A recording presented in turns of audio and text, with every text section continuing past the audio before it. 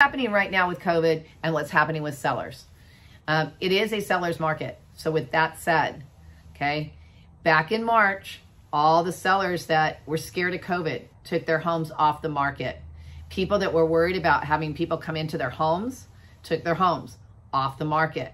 So what that did, I mean, I talked to real estate agents that lost half their listings and they couldn't do anything about it because nobody knew what was going to happen.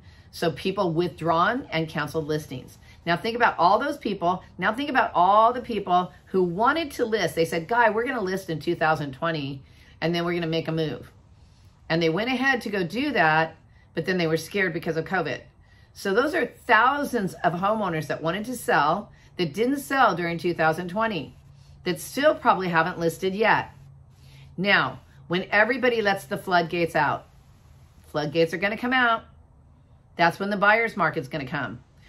Right now, we have like one home for every 20 buyers. When the floodgates open, we're going to have 20 homes for every one buyer. So right now, the sellers are in control and they're getting more for their home than they're worth. So when you're talking to sellers right now, right now is the time to sell. This is the time to sell. Because if you want the most for your home, I have never seen my home at the value that they're saying my home is right now. If I really wasn't so comfortable with all my staging furniture in my garage, I would be out of there, okay? But I don't think I'm going to move. So in your head, if you're not going to move for 7 to 10 years, that's okay. The seller's market will come back. But it's going to go down when all those homes go back on the market. And when that happens, it's going to be a buyer's market. And when it becomes a buyer's market, it's going to be harder to get the buyer to come to you. So you're going to have to do something to attract those buyers. So with that said, right now, if you have a real estate license, you should be banging on everybody's door that owns a home and say, have you been thinking of selling? If you're not thinking of selling now, or you weren't thinking of selling the last couple of months, you should be thinking of selling now if you think you're going to sell in the next couple of years. Because right now, you're going to get more for your home than you will ever get. And who knows what's going to happen in the future. So right now, you guys should be knocking on doors, sending out mailers. The best thing that we have found at our company is, and we have a marketing guy and we've tried it all. And the best thing that we found to get anybody to pay attention to you is a postcard. Postcards work. They're not that expensive and they're fast. The reason postcard work, don't send out letters. The reason postcards work is they don't have to open the letter.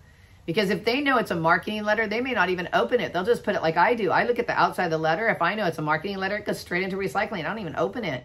Like there's this one air conditioning guy that sends the same exact letter. He's been sending me that letter for like 30 years. And I think I've redone my air conditioning like twice. And he didn't get my business because he's expensive and he sends out a lot of mailers. So postcards, postcards, postcards. Talk to everybody. Do you know anybody that's thinking of selling? Do you know anybody that has their home for more than 5 years? The average person stays in their home about 7 years.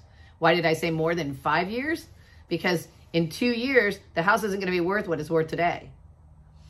Now on the other side, buyers. You may be going, well, shoot, if I have buyers, why would I tell a buyer to buy right now? It's the highest in the market. You buy low and you sell high, right? That's what you're supposed to do.